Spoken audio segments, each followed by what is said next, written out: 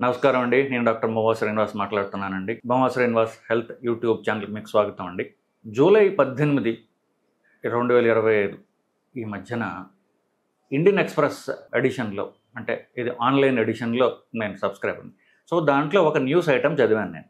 So July 18 ఏమిచ్చారంటే, ఒక ఆయన శివశంకర్ మిశ్రా అనేటటువంటి 52 ఏళ్ల చీఫ్ మేనేజర్ బ్యాంక్ ఆఫ్ బరోడాలో, ఆయన బారామతి అనేటటువంటి టౌన్లో, అది ఎక్కడంటే మహారాష్ట్రలో పూణే జిల్లాలో ఉంటుంది. ఈయన ఒరిజినల్ యూపీ, ఆయన ఉద్యోగరీత్యా చీఫ్ మేనేజర్ బ్యాంక్ ఆఫ్ బరోడాలో పనిచేస్తున్నారు. సో ఈయన గురించి ఎందుకు చెప్తున్నానంటే, పాపం ఆయన ఈ 18వ తారీఖునే వర్క్ ప్రెషర్ తట్టుకోలేక సూసైడ్ చేసుకుంటున్నట్టుగా ఒక నోట్ రాసి తనకు తాను ఆత్మహత్యకు పాల్పడ్డారు. సో ఆయన రాసినటువంటి సూసైడ్ నోట్లో ఆయన ఏం చెప్పారంటే, దీనికి ఎవరూ బాధ్యులు కాదు. ఫస్ట్ నా భార్యకి, నా కూతురికి నేను సారీ చెప్పదలుచుకున్నాను. రెండవది, నేను చనిపోవటానికి కారణం వర్క్ ప్రెషర్, నేను పని ఒత్తిడి తట్టుకోలేక నేను ఆత్మహత్య చేసుకుంటున్నాను అని రాశారు. కోర్స్ ఆయన పై అధికారులు ఎవరిని కూడా బ్లేమ్ చేయడం లేదు అని రాశారు. ఇది మగవాళ్ళు అందరికీ, ఎస్పెషల్లీ 40 నుండి ఒక 55 వరకు వయసులో ఉన్నటువంటి మగవాళ్ళు, మధ్య వయసులో ఉన్నటువంటి మగవాళ్ళు ఫేస్ చేసేటటువంటి నిరంతర ప్రాబ్లం. సో ఈ రోజుల్లో అందరూ ఉద్యోగస్తులే, ఎవరు వ్యవసాయం చేసేవాళ్ళు చాలా తగ్గిపోతున్నారు కదా. అందరూ సిటీలకు ఉద్యోగాలు చేసుకునేవాళ్ళే. అందరూ ఇట్లా మధ్యతరగతి ఉద్యోగాలు చేస్తున్నప్పుడు వర్క్ ప్రెషర్ తట్టుకోలేకపోతున్నాం అని చెప్పేసి వస్తుంటారు. నా దగ్గరికి వచ్చేటటువంటి మామూలుగా నాకు చూపించుకోవడానికి అవుట్ పేషెంట్ డిపార్ట్మెంట్లో వచ్చే వాళ్ళల్లో 80 నుండి 85% మందికి ఒట్టి ఆందోళనతోనే వస్తారు అని చెప్పడంలో నేను ఇది ఏమాత్రం అతిశయోక్తి కాదు. 80 నుండి 85% మందికి గుండె ప్రాబ్లమ్స్ లేవు. వాళ్ళకున్నదల్లా ఆందోళన మాత్రమే, ఉద్యోగరీత్యా, ఫ్యామిలీ రీత్యా ఇట్లాంటివి. పాపం ఇప్పుడు మన శివశంకర్ మిశ్రా గారు దాంతో ఆత్మహత్యకు కూడా పాల్పడేటటువంటిది వచ్చింది. కోర్స్ అంటే చాలామంది దీన్ని తట్టుకొని నిలబడతారు, ఎట్లా ఒకట్లా ఉద్యోగాలు మారడం ఏదో ఒకటి చేస్తుంటారు.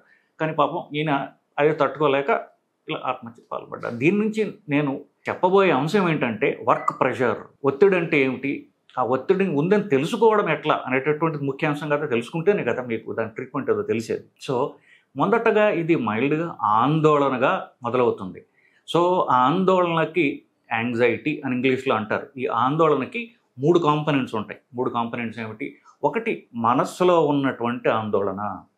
మనస్సు బయట నుంచి వచ్చేటటువంటి ఒత్తిడికి మొదటగా రెస్పాండ్ అయ్యేది మనస్సు, బ్రెయిన్ కాదు, mind. Brain functional aspect, mind అంటారు. సో మనస్సులో తీవ్ర ఒత్తిడి వస్తుంది. సో మానసికమైనటువంటి ఆలోచనలు, ఆ ఆలోచనలు శారీరకంగా కొన్ని మనకు తెలుస్తాయి. ఆ మనసులో ఉన్నటువంటి ఒత్తిడికి శరీరం రెస్పాండ్ అవుతుంది. మూడోది, ఈ రెస్పాన్స్ మనకి తెలుస్తుంది కొంత, బయట వాళ్ళకి కనిపించేది కొంత, మన ప్రవర్తనలో మార్పులు మూడవది.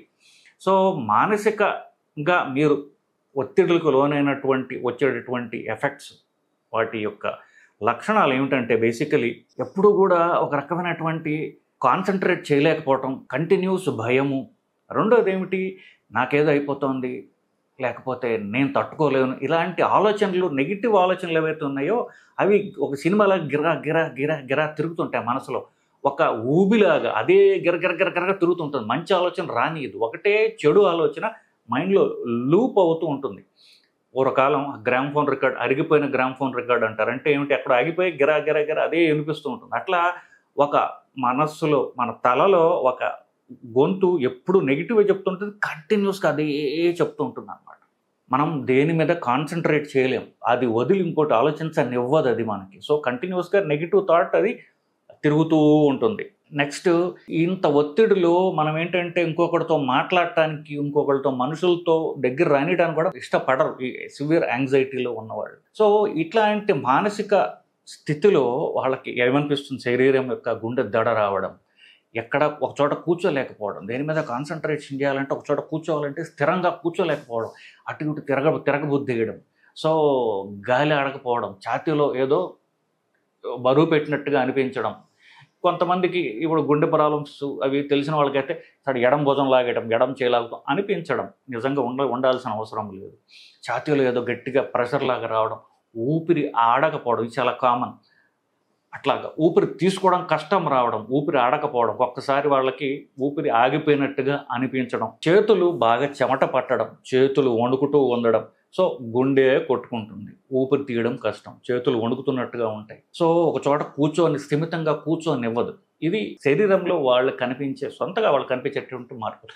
బయట వాళ్ళకి ఆల్మోస్ట్ కనిపిస్తాయి. ఏమిటి, చేతులు వణుకుతున్నట్టుగా, స్థిరంగా లేక అటు ఇటు తిరుగుతున్నట్టుగా, ఒక చోట కూర్చోలేకపోకుండా ఉండడం, నెక్స్ట్ ఎవరన్నా కామండు అంటే ఇరిటేట్ అయిపోతూ ఉండడం, కోపంగా కనిపించడం, కోపంతో తిట్టడం, ఇట్లాంటివి బయట వాళ్ళకి కనిపించే మన ప్రవర్తనలోని మార్పులు. ఇవన్నీ కూడా తీవ్ర ఆందోళన యొక్క రియాక్షన్స్. అంటే మైండ్లో ఉన్నటువంటి ఆలోచన ఇంత రభస చేస్తుందన్నమాట.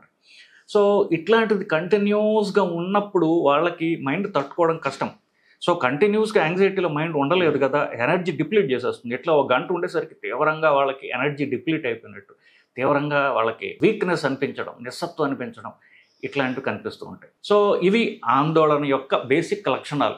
దీంట్లో చిన్న చిన్న మార్పులు ఉంటాయి. ఇవేమిటి, ఇవి కొంతకాలం ఉన్న తర్వాత ఏమనిపిస్తుందంటే వీళ్ళకి ఒక్కొక్కరికి ఒకలా కనిపిస్తుంది. ఏమిటి, కొన్ని ఇదిలో సబ్ గ్రూప్స్ ఉంటాయి. కొంతమందికి క్లోజ్డ్ స్పేసెస్లో, ఒక కార్లోనో, ఒక లిఫ్ట్లోనో, ఒక చిన్న కిటికీ లేని రూమ్లోనో, ఇట్లాంటి వాటిలో కూర్చోవాలంటే అలాంటి ప్లేస్కి వెళ్ళినప్పుడే వాళ్ళకి విపరీతమైనటువంటి ఈ యాంగ్జైటీ సిమ్టమ్స్ వచ్చేస్తుంటాయి. ఇట్లా ఇవి యాంగ్జైటీలో సబ్ టైప్స్. దీన్ని క్లాస్ట్రోఫోబియా అంటే క్లోజ్డ్ స్పేసెస్ అంటే వాళ్ళకి భయంగా ఉంటుంది, వాళ్ళు తలుచుకున్న భయం వేస్తుంది ఒక్కొక్కసారి. దీనికి ఆపోజిట్ ఓపెన్ స్పేసెస్ అంటే ఎక్కువ మంది జనాలు, లేకపోతే మాల్స్ అంటే ఎక్కువైతే స్పేస్ ఎక్కువ ఉంటుందో దానికి భయం వేస్తుంటుంది కొంతమందికి. ఇంకొంతమందికి ఏమిటంటే కొన్ని సోషల్ సర్కమ్స్టాన్సెస్ అంటారే, కొన్ని రకాలైనటువంటి మనుషులతో కొన్ని రకాల మీటింగ్లతోనూ ఎక్కువ మనుషులతో మాట్లాడాల్సిన అవసరం వచ్చినప్పుడు, అమెరికాలో వాళ్ళు జనరల్గా ఏం చెప్తారంటే, ఒక మనిషితో మాట్లాడేటప్పుడు కళ్ళు కలిపి మాట్లాడు, అది మేనర్స్ అని చెప్తారు. ఇలా తిప్పి మాట్లాడితే అది అమెరికన్ కల్చర్లో, వెస్ట్రన్ కల్చర్లో అది మేనర్స్ కాదు. అఫ్కోర్స్ ఇటు జాపనీస్ కల్చర్లో కళ్ళు పెట్టి చూసి మాట్లాడితే డిస్రెస్పెక్ట్, తలదించుకుని మాట్లాడతారు. ఒక్కొక్కరు ఒకలాగా. మామూలుగా మేనర్స్ ఏంటంటే కళ్ళల్లో కళ్ళు పెట్టి చూసి మాట్లాడటం. సో అలాగ చూసి మాట్లాడటానికి భయపడడం, ఇట్లాంటివన్నీ ఉంటూ ఉంటాయి. దీన్ని సోషల్ ఫోబియా అంటారు. ముందు స్పేసెస్, తర్వాత కొన్ని ఇంటరాక్షన్స్కి భయపడటం. సుపీరియర్స్ మాట్లాడటానికో, పెద్దవాళ్ళతో మాట్లాడటానికో, ఆడవాళ్ళకైతే అత్తగారితో మాట్లాడటానికి, ఇట్లాంటి కొన్ని సోషల్ సర్కమ్స్టాన్సెస్ అంటే కొన్ని చిన్నపిల్లలు అనుకోండి, వాళ్ళ క్లాసులకు వెళ్ళడానికి భయపడడం, ఇంటర్వ్యూలకు భయపడడం, లేకపోతే స్టేజ్ ఫియర్, మైక్ పట్టుకొని స్టేజ్ మీద ఎక్కి మాట్లాడటం, ఇట్లాంటి సర్కమ్స్టాన్సెస్ ఉన్నప్పుడు భయం వేయడం, దీన్ని సోషల్ ఫోబియా అంటారు. కొంతమందికి సెపరేషన్ యాంగ్జైటీ అంటే ఆడవాళ్ళకి ఎస్పెషల్లీ నా బిడ్డ నా నుంచి వేరుపడిపోతాడేమో అన్నటువంటి భయం ఉంది, లేకపోతే నా భర్త, నా భార్య, నా క్లోజ్ రిలేషన్స్ నుంచి వేరు పడిపోతారేమో అన్నటువంటి, వేరు పడరు కానీ పడిపోతారేమో అన్న భయంతో వీళ్ళ బిహేవియర్ మారిపోతుంటుంది. వాళ్ళని కంట్రోల్ చేయడానికి ట్రై చేయడం, అబ్సెసివ్గా ఉండడం, ఇదంతా ఏమిటి, వాళ్ళు వేరు పడిపోతారేమో అన్నటువంటి యాంగ్జైటీతో వచ్చిన బిహేవియర్. వేరు పడతారు కేవలం అయితే వాళ్ళని కంట్రోల్ చేయాలి. వాడి ప్రతిక్షణం ఫోన్ చేసి నువ్వు ఎక్కడున్నావు అని కొనుక్కోవాలి, నీ లొకేషన్ పెట్టని చెప్పాలి, వాడి ఫోన్లో నువ్వు ఎక్కడికి వెళ్ళావు, ఎవరితో మాట్లాడావని చూడాలి. ఇవన్నీ ఏమిటి, వాళ్ళకి వచ్చినటువంటి భయంలోంచి వచ్చినటువంటి బిహేవియర్ ఇది. సో సెపరేషన్ యాంగ్జైటీ అంటారు. పాత హిస్టరీ బట్టి కొన్ని స్పెసిఫిక్గా ఉంటాయి. కొంతమందికి బల్లులన్నా, బొద్దింకలన్నా, ఇట్లా కొన్ని స్పెసిఫిక్ ఏవో దాన్ని స్పెసిఫిక్ ఫోబియాస్ అంటారు. ఇవన్నీ భయంలో ఉన్నటువంటి సబ్ కేటగిరీస్. కానీ జనరలైజ్డ్ భయం అంటే ఏంటో చెప్పాను మీకు. ఇట్లా ఎక్కువ కాలం ఉన్నప్పుడు మనము ఇది చెప్పినట్టుగా మైండ్ ఎక్కువ కాలం టెన్షన్ భరించలేదు. అదేం చేస్తుంది, మైండ్లో ఉన్నటువంటి టెన్షన్ అంతా కూడా శరీరం తీసుకుంటుంది. అప్పుడు శరీరంలో గుండె ఎప్పుడు హార్ట్ రేట్ ఎక్కువగా ఉండడం, లేకపోతే పేగుల మీద కామన్గా వెళ్తుంటుంది. దాన్ని ఇరిటబుల్ బవల్ సిండ్రోమ్ అంటారు. అంటే పేగులకి వస్తే ఏమవుతుంది, ఎప్పుడు తేనుపుల్లాగా వచ్చినట్టు ఉంటాం. అక్కడ గాలి తీస్తున్నారు అనుకోండి, ఆ గాలి పొట్టలో కూడా వెళ్తుంది. వెళ్ళినప్పుడు ఏమవుతుంది, పొట్ట ఉబ్బరంగా ఉండడం, ఇప్పుడు తేనుపులు వస్తూ ఉండడం చాలా చాలా కామన్. తేన్పడం చాలా అది జుగుప్సాకరమైనటువంటిది వెస్టర్న్ కల్చర్లో. కానీ మనకి ఎక్కువ మంది చేస్తుంటారు, కొంతమంది అదే పనిగా చేస్తారు. పాపం వాళ్ళు కావాలని చేయట్లా, వాళ్ళకి యాంగ్జైటీతో అలా వస్తుంది. ఇంకొంతమందికి ఇంకొక ఎక్స్ట్రీమ్. సో పొట్ట ఉబ్బరము, తెనుపులే కాకుండా విరోచనాలు పట్టినట్టుగా అనిపించడం, కొంతకాలం విరోచనాలు వస్తాయి, కొంతకాలం ఆగిపోతుంది, అసలు కదలదు, ఇక అంటే లిటరీనే రాదు. సో ఇవన్నీ కూడా యాంగ్జైటీకి, మైండ్లో మనసులో ఉన్నటువంటి యాంగ్జైటీకి పేగులు అవి రియాక్ట్ అవుతున్నాయి అన్నమాట. సో పేగులు, గుండె, తర్వాత మెదడు, చేతులు ఇలా వణకడం. ఇప్పుడు వీడియో కారణం ఏంటంటే చాలామందికి తెలియదు, వాళ్ళకి అనుభవిస్తున్న సిమ్టమ్స్ అది యాంగ్జైటీ అని తగ్గించుకోగలరు అని చెప్పేసి పాపం వాళ్ళకి తెలియదు. సో ఇవన్నీ కూడా హెల్ప్ తోటి, మెడికల్ హెల్ప్తో పూర్తిగా మనం తగ్గించగలిగినటువంటి ప్రాబ్లమ్స్. ఇట్లాంటివి ఉన్నప్పుడు మీకు ఈ ఆందోళనకి మీరు లోనవుతున్నారు అని తెలుసుకున్నప్పుడు ఇట్లా ఎక్స్ట్రీమ్ స్టెప్స్ తీసుకోగల. అప్పుడు మీరు గనక మెడికల్ హెల్ప్ తీసుకున్నట్లయితే కొన్ని రకాల మందులు ఇమీడియట్గా ఇస్తారు. ఇప్పుడు పానిక్ అటాక్ వచ్చినప్పుడు, ఇది తీవ్రంగా ఉంటే పానిక్ అటాక్ అంటాం. వచ్చినప్పుడు మీరు మెడికల్ హెల్ప్ లేకుండా మిమ్మల్ని మీరు కంట్రోల్ చేసుకోలేరు సరికదా. మీరే కాదు, మీ చుట్టుపక్కల ఉండి మిమ్మల్ని కంట్రోల్ చేయలేరు. డాక్టర్ దగ్గరికి ఎలాగో వెళ్తారు, డాక్టర్ దగ్గరికి యూజువల్ ఇలాంటి సందర్భాల్లో. అప్పుడు మీరు మందులు తీసుకుంటే ఇనీషియల్గా అట్లీస్ట్ 2 వారాలు, 3 వారాలు, నెల రోజులు మందులు తీసుకుంటే ఫస్ట్ శరీరము మైండ్ క్లియర్ అవుతాయి.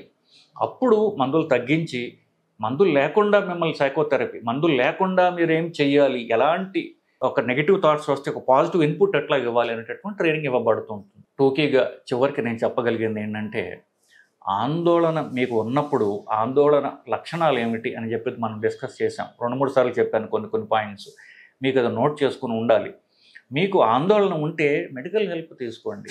డాక్టర్ దగ్గరికి వెళ్ళి, మానసిక వైద్యులు అయితే ఇంకా మంచిది, వాళ్ళకి చెప్పి మీరు హెల్ప్ తీసుకున్నట్లయితే ఇంత మీరు ఆందోళన చెంది మీ సఫరింగ్ మీరు అనుభవించి మీరు బాధపడి మీ పక్కన ఉన్న వాళ్ళు మీ మీద డిపెండెంట్ ఫ్యామిలీని బాధ పెట్టాల్సినటువంటి అవసరం మనకు లేకుండా, ఇట్లా ఎక్స్ట్రీమ్ స్టెప్స్ తీసుకోకుండా మన నుంచి మనం అఘాయిత్యం తీసుకుంటే మన డిపెండెంట్ వాళ్ళు కూడా దెబ్బతినకుండా మనం కాపాడుకోగలమండి. ఫైనల్గా 2Kకి చెప్పగలిగేది అంటే, ఈ లక్షణాలు చూడండి.